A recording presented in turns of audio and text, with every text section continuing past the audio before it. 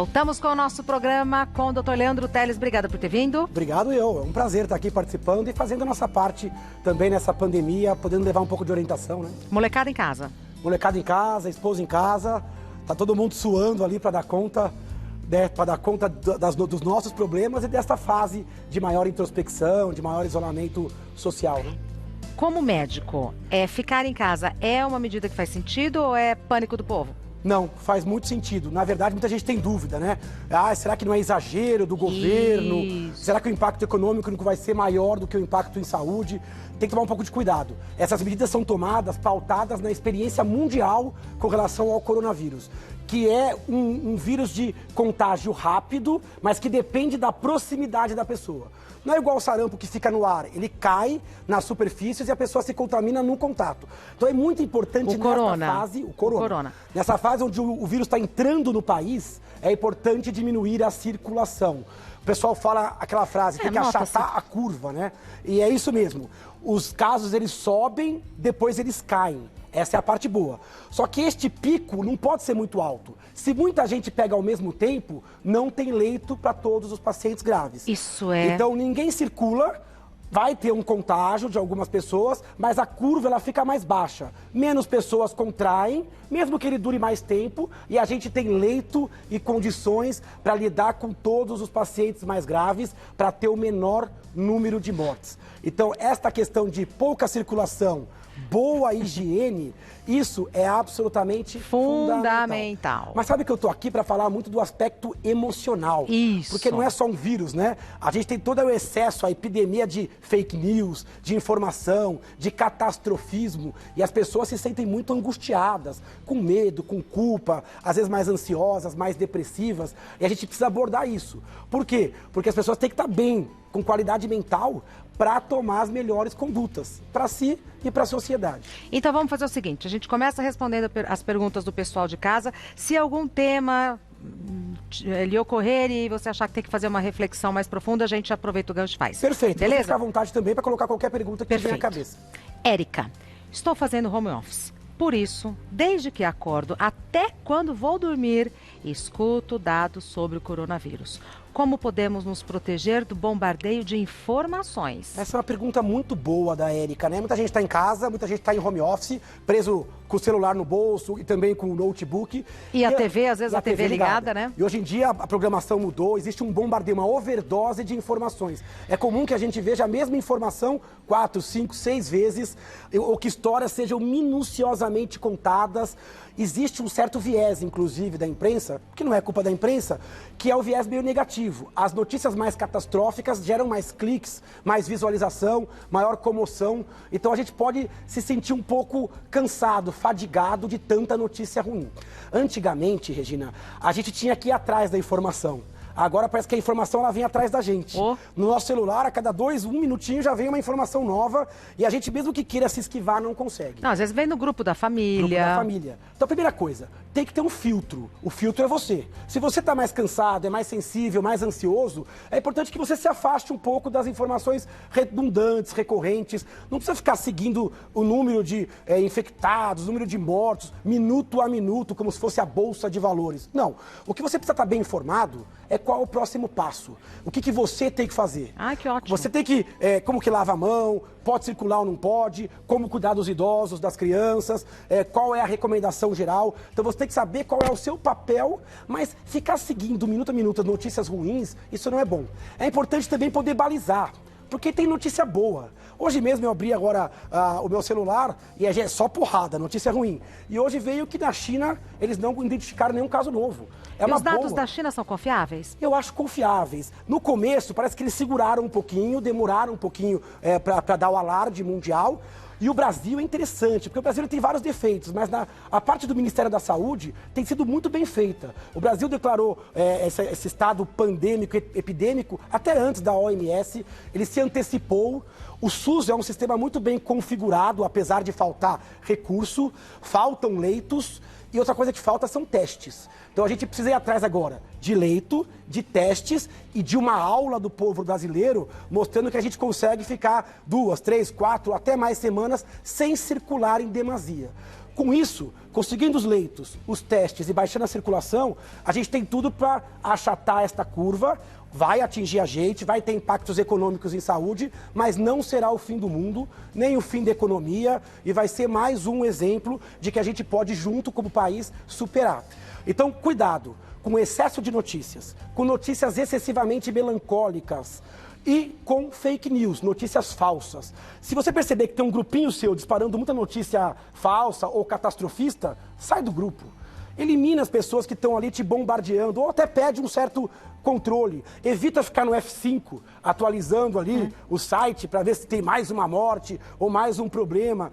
Diversifica um pouco as informações e os assuntos, porque aonde a gente vai, só se fala nisso. Informação é importante, excesso não, porque pode levar a um desgaste e até a crises exuberantes de ansiedade, com distúrbio de sono. Tem gente que quando vai entrar no transporte público agora já sente palpitação, e o pânico ele não ajuda na resolução. Perfeito. Próxima pergunta da Silvana. Meus pais, que têm mais de 70 anos, estão isolados em casa há 5 dias. Só conversamos por telefone.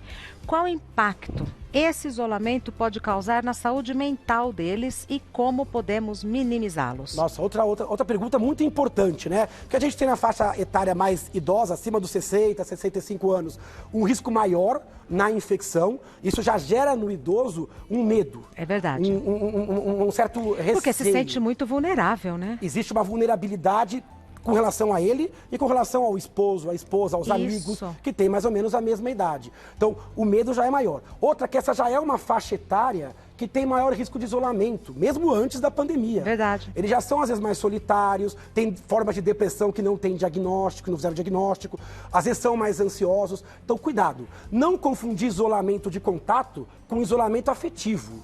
Então, você pode até preservá-los, mas você precisa dar afetividade. Estar presente. É hora de mudar a forma de comunicação, instalar um aplicativo de vídeo, fazer conversas por videochamada, mandar vídeo dos netos, estabelecer alguém que possa ajudar nas compras externas, na ida à farmácia, ligações e mensagens para outros assuntos. Pessoas que estão mais ou menos no mesmo nicho podem cooperar, dividir tarefas, jogar jogos de tabuleiro. Sugerir filme, livro. Filmes, livros. Então, não precisa se isolar afetivamente. Boa. A gente só precisa fazer um isolamento protetivo a ele, higiênico, principalmente para pessoas que às vezes vão trabalhar e depois voltam para casa e lá há um idoso. É importante que ao chegar em casa, coloque a roupa para lavar, coloque o álcool gel ou água e sabão de preferência, vai tomar um banho, porque às vezes a pessoa tem o hábito de chegar em casa e se jogar no sofá diretamente. Primeira coisa, se higieniza e só entra em contato mínimo possível, distância segura 1 metro, 1,5 metros, mas isso não quer dizer isolamento afetivo. Tá. Muito pelo contrário, pode ser uma fase de proximidade afetiva. Eu também pode acho. ser uma fase de mais comunicação com menos toque. E depois que tiver liberado, passar o Covid, podemos voltar a ser o povo caloroso que sempre fomos. Perfeito. Próxima pergunta é enviada pela Lidiane. Tenho visto no meu bairro muita gente desesperada estocando máscaras, álcool em gel e comida. Como conter o impulso nestes tempos de crise? Importante essa colocação, né? A gente vê direto isso. Isso é um problema. O cérebro humano ele tem esse problema. Quando a gente se sente ameaçado na nossa integridade física, a gente ativa os mecanismos de sobrevivência pessoal. Então a gente às vezes quer resguardar a nossa família ou a nossa segurança. Dá para compreender, mas é inaceitável. Por quê? Porque é um raciocínio muito pouco racional. É o que acho que a própria pessoa que colocou a pergunta falou, é um impulso. As pessoas ficam mais compulsivas e começam a achar que salvando a pele delas, tá tudo bem. Isso está errado. Por quê? Porque quando eu estoco esse produto, eu deixo a minha comunidade desprotegida. E não dá para saber quanto tempo vai precisar. Então esse estoque não tem fundamento nenhum. Não tem fundamento. Primeiro, pode ser que isso estrague, pode ser que não seja utilizado. Eu posso me embantumar o máximo de álcool gel. Se a minha comunidade está infectada, eu não estou protegido. Exato. Eu colocar a máscara em mim ou em alguém que está gripado, melhor tirar a sua máscara e colocar na pessoa gripada. Outra coisa, pode faltar insumos para hospitais, postos de saúde. Então, estocar agora é um ato de irracionalidade. O que vai levar a isso? Há um problema que a gente não tem, que é o abastecimento. Se você comprar muito, você vai desabastecer e você pode levar a uma inflação desses preços. Então, é para comprar o necessário. Como sempre, né? Máscara é só para casos sintomáticos, para profissionais da saúde. O álcool gel tem que ter para uso pessoal, não está em risco de desabastecimento. Comida, que é mais perecível ainda, é para comprar para o uso normal. Não existe indício de desabastecimento. Assim como produto de limpeza. Mesma coisa. Papel higiênico, recentemente... Por que o povo está desesperado no papel higiênico? Provavelmente alguma fake news que rolou no submundo da internet. Cuidado com estocagem de alimento. Você quer ficar seguro? Proteja a sua comunidade. Um pouquinho de álcool gel na mão de todo mundo é melhor que muito álcool gel na minha mão. Um pouquinho de máscara para quem precisa é melhor que toda a máscara guardada no meu armário. Mesma coisa vale para o alimento. Para salvar hoje, o comportamento tem que ser de cooperação, comportamento de comunidade. Isso é fazer bem ao próximo e fazer bem a si. Porque é impossível você se proteger sem proteger todo mundo que anda do seu lado. Agora, o comportamento é de sociedade. Que coisa, não? Precisou disso para a gente entender, né, que somos todos um. E é interessante como o coronavírus vai deixar esse legado. Eu sempre brinco que doença nenhuma só tira. Ah, mas tem coisa boa do corona? É verdade. Talvez tenha. Talvez a gente saia com um sistema de saúde mais capacitado, com mais UTI, com mais... Talvez a gente saia com mais hábitos de higiene. Talvez a gente saia com mais empatia ao próximo, entendendo que ninguém vive sozinho, ninguém é uma ilha. Então a gente sai talvez mais globalizado, menos fóbico e até mais próximo, porque a gente está sentindo hoje o peso do isolamento. Então a gente tem que superar rapidamente, com o mínimo de baixas possíveis, e depois refazer essa sociedade melhor do que quando começamos. Tá, a gente vai continuar, peço um minuto, continuar conversando com o Dr. Leandro Telles com as perguntas do pessoal de casa. A próxima pergunta foi enviada pela Stephanie. Como lidar com as pessoas que acreditam em fake news sobre a doença? Isso é um problema à parte, mas muito importante. Como tem fake news em fases como essa, né? De pandemia, de desespero. Então existem vários personagens quando você fala em fake news. Primeiro você tem um cara que é um criminoso, um babaca, que cria esse material. Então faz áudios falsos, vai saber com que intenção, né? Intenção, às vezes, de se promover, de ganhar dinheiro, sabe Deus. De tumultuar. E, às vezes, a impunidade que você vê ainda, a dificuldade de você entender qual é a autoria disso. Então, eu mesmo, como médico, recebo diariamente dezenas de fake news. Quase sempre é um áudio de origem esquisita, às vezes com erros graves, gramaticais, com números alarmantes e fantasiosos, e colocando às vezes soluções mágicas, ou a teoria da conspiração, de que o vírus foi inventado não sei aonde, ou de que o objetivo é tal, ou de que os números são irreais. Olha, cuidado. Alguém produz esse material, mas todo mundo é um pouco culpado na distribuição deste material. Verdade. Todo mundo hoje é um pouco jornalista. Quando você recebe uma informação, pensa 10 segundos antes de repassar. Isso faz sentido? Será que isso existe em outros veículos de comunicação? Será que a fonte é segura? Então todo mundo hoje tem que pensar como se fosse um microjornalista. Porque na hora que eu jogo... Eu passo essa informação adiante, o que acontece? Eu coloco a minha credibilidade dentro da informação. E isso é um problema atualmente. Eu tenho vários grupos de médicos, por exemplo, neurologistas, médicos, e dentro desses grupos também tem fake news. E o povo acredita? Então aí chega em mim, eu falo, nossa, mas foi um colega, um médico, alguém inteligente, esperto, que é orientado. Eu começo inicialmente até a acreditar na informação. Aí depois eu vou ponderando, então cuidado. Todo mundo está nesse afã de ter informações. Como a gente não tem muita resposta, porque o conhecimento do coronavírus está sendo construído agora, a gente está fazendo parte da construção de algo inédito no mundo, que é uma pandemia no meio da globalização e nessa coisa da informação difundida. Então, todo mundo tem uma fã de ter resposta. Então, a gente veio com alguma coisa que faz sentido, entre aspas, mas não é verdade, e a gente acaba replicando e isso gera mais pânico, porque a fake news quase sempre ela é exagerada, alarmista, pesada e pode levar a comportamentos bizarros. Eu recebia, não, você põe vinagre e a água que mata o vírus na boca. Bobagem. Olha, na verdade já tem 500 casos de mortos, já tem... Então, cuidado com essa teoria do caos. Para combater isso, só com informação de qualidade. CDC, site mundial, Estados Unidos, Ministério da Saúde, tem um site, aplicativos, consultar as grandes fontes de informação de qualidade. Cuidado, porque a gente está hoje quase numa competição de informação. É mesmo. Cada um quer dar o furo antes da hora. E com isso a gente acaba comprometendo a qualidade e fazendo um mal à sociedade. Então, antes de repassar, reflita, cheque. Recebeu alguma coisa de fake news? Questione. De onde veio essa informação? E se é muito diferente? Tá esquisito. Se é fantasioso e tal. Eu não vi fonte, esse áudio tá esquisito. Esse número tá estranho e tal. Cuidado com aquelas informações do tipo, repasse isso imediatamente. Isso não é informação normalmente, né? Uma pessoa do ministério. Uma pessoa do ministério. Ou então, aqui no meu trabalho. Cuidado. Informação é importante, mas checar a informação antes dela estourar... Fundamental. Porque às vezes a informação estoura numa velocidade tão absurda que demora depois dias, semanas para você desfazer o estrago. E o estresse é real. Pode ter uma sensação de vulnerabilidade que não é verdade. Exato. Ou até de segurança que não é verdade. E começa a tomar condutas equivocadas. Porque o estresse é real, né? O estresse é real. A notícia pode ser falsa, mas o estresse é real. E essas notícias, elas fazem sentido. É diferente, a fake news não é uma coisa assim totalmente esdrúxula. Vem um ET e falou, não. Eles pegam bem, assim, pequenas verdades e constroem uma grande mentira. Todo mundo tem que questionar. Recebeu, questione antes de transmitir.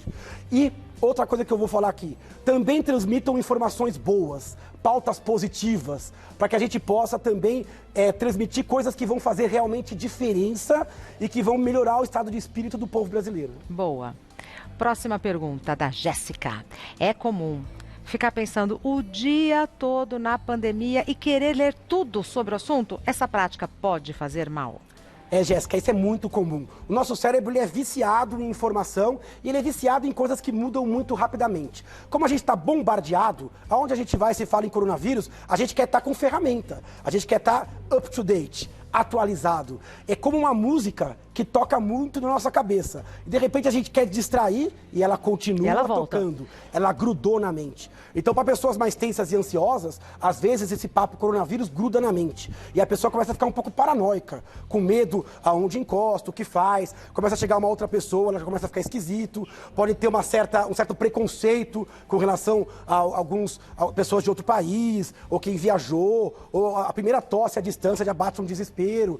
Tem pessoas que desenvolvem sintomas de pânico ao adentrar transportes públicos ou estar em lugares um pouco mais fechados. Então tem que tomar um pouco de cuidado. É importante que o coronavírus é um tema importante, mas não é o único tema do mundo. É muito importante você esfriar sua mente, aproveitar esse tempo para organizar a sua vida, a sua casa, colocar novas divisões de tarefas, se relacionar emocionalmente com seus filhos, com seus avós, emocionalmente.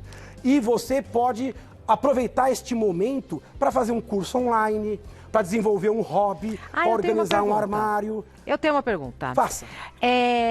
Como que fica a vida conjugal do casal em época de coronavírus? Tem que tomar algum certo cuidado, né? Pode abraçar, pode beijar, pode ter intimidade à noite, pode continuar fazendo sexo normalmente? Cada caso é um caso. Agora, se vocês moram na mesma casa, os dois estão assintomáticos e não existe ninguém no grupo de risco, vida normal, porque vocês já são contactantes do mundo diário. Então pode ter relação sexual, pode ter manifestação de carinho. Abraçar, beijar. Agora, bom senso. Chegou da rua, primeiro higienização. Se você tiver higienizado, você pode ter trocas afetivas com alguém. Agora, vamos imaginar que alguém está no público de risco, ou no casal alguém está gripado, mesmo que não seja Vamos definir público de risco. Público de risco são pessoas que têm doenças pulmonares crônicas, cardiológicas crônicas, pessoas com diabetes, imunidade baixa, hipertensão, principalmente se descontrolado, pessoas acima de 60, 70 anos e pessoas com qualquer medicamento que faça a imunidade ficar um pouco mais baixa. Perfeito. Para essas pessoas, um pouco mais de distanciamento é recomendado.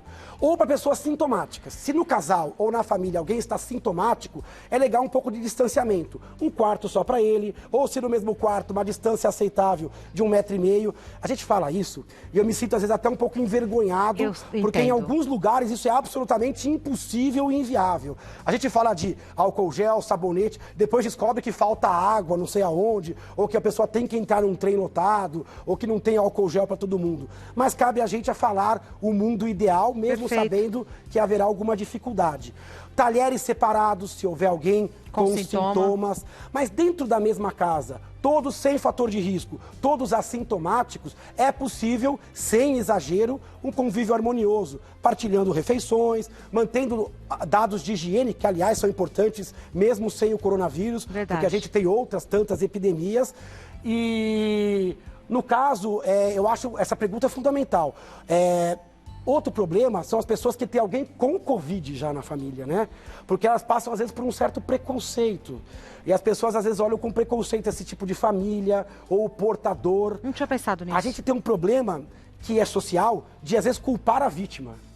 Ah, ele tá com Covid? Ah, então porque ele viajou, voltou, não se precaveu. Isso é uma coisa da nossa cabeça. Sempre o problema tá fora da gente. Esse é um vírus que... A culpa é dele, né? Dele. Tá doente, ainda tem culpa. Isso vale para tudo. Até quando há uma violência sexual, um preconceito. A gente tem a mania de colocar na vítima a culpa. Uma culpa. O Covid é um vírus mundial que aprendeu a circular entre humanos. Ele não é um vírus chinês, brasileiro, italiano. Na verdade, a gente fala assim, ah, não, mas o chinês, a gente também tem os nossos vírus. Nossa sorte é que o mosquito da dengue não voa para muito longe, né? Porque a gente também tem nossos problemas internos aqui. Hoje é um vírus disseminado. Somos todos seres humanos e você não pode limitar ou minimizar o cara, ah, ele é o Covid. Ele é o coronavírus, ou ele é culpado por isso. Não, o vírus pode estar em qualquer superfície e ninguém está protegido. Esse senso de coletividade e de vulnerabilidade geral, ele é fundamental para que se haja empatia e que haja contribuição sem preconceito. Perfeito.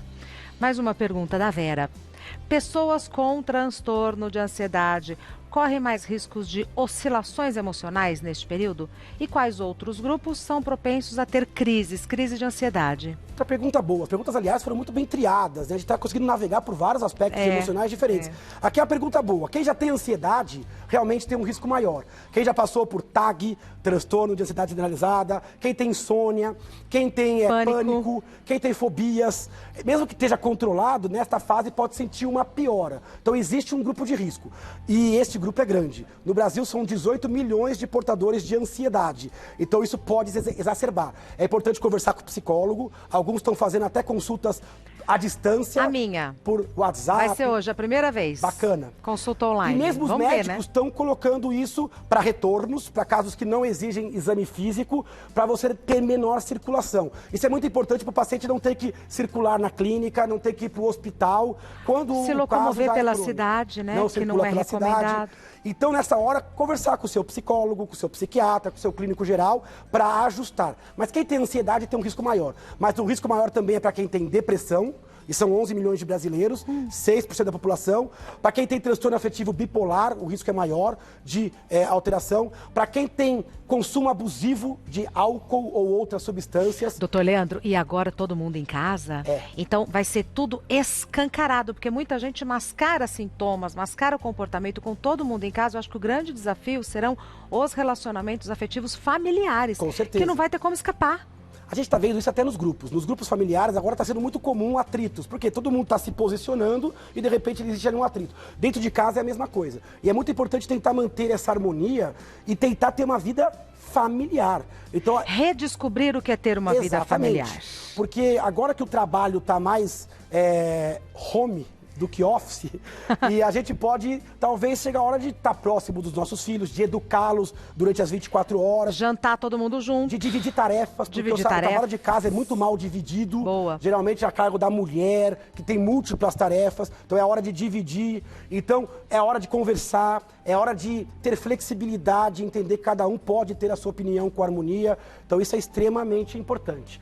Com relação a outros grupos de risco, então, quem tem abuso de álcool e substâncias, idosos, pelo isolamento que ele já tem, então é muito importante tomar cuidado. E eu colocaria crianças também. Por quê? Crianças sentem muito mudança de rotina, elas sentem esse bombardeio de informações e muitas vezes não conseguem verbalizar a resposta ao estresse. Então é muito comum que às vezes elas comecem a regredir um pouco, fazer xixi onde não fazia, com ela. Chorar fora de hora, ficar irritada. Então é muito importante tomar cuidado com crianças, adolescentes que são mais impulsivos, pessoas com histórico de doenças psiquiátricas, pessoas com doenças crônicas para não ficar sem remédio e nem deixar de fazer o segmento, e os idosos. Eu acho que esses grupos de risco são importantes, não é para o coronavírus, estou falando aqui para ter piora da ansiedade, ou depressão, ou irritabilidade, ou mais sintomas emocionais. Eu tenho duas cachorras, uma super tranquila e outra super ansiosa, que é a Ágata. A Ágata está com picos de ansiedade que hoje eu fiquei assustada. Aí eu falei, acho que ela está captando ela está impossível.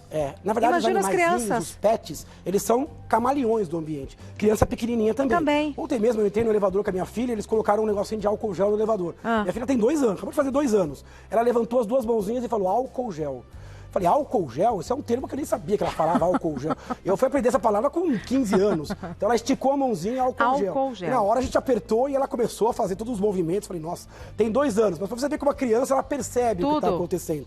É importante conversar de forma lúdica, de forma tranquila, mas as crianças vão participar desta evolução e talvez sejam até adultos melhores que a gente. Olha, uma boa leitura é recomendada em todos os momentos da vida. Neste, ainda mais, e aqui, olha, está uma recomendação preciosa para você. Você pode comprar pelos sites, não precisa sair de casa, né, doutor Leandro? Não precisa. Todas as livrarias e os sites que fazem vendas online, você recebe isso dentro da sua casa.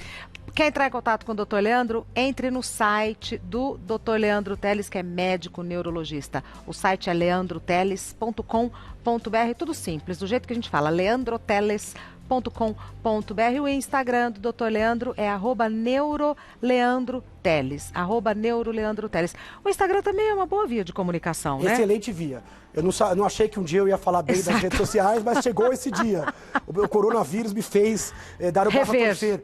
Rever os conceitos. O YouTube e o Instagram tem muita coisa bacana de socialização positiva. Precisa dar uma filtrada, precisa dar uma limpada. O Facebook também precisa dar uma limpada, porque existem alguns algoritmos que faz você, às vezes, ser bombardeado por coisas que tem a ver com o que você acredita ou que não precisa. Dá uma limpada. No YouTube tem muita coisa legal, no Instagram também. Inclusive, quero convidar o pessoal a me seguir no Instagram, Neuroleandro Teles. Entra lá agora.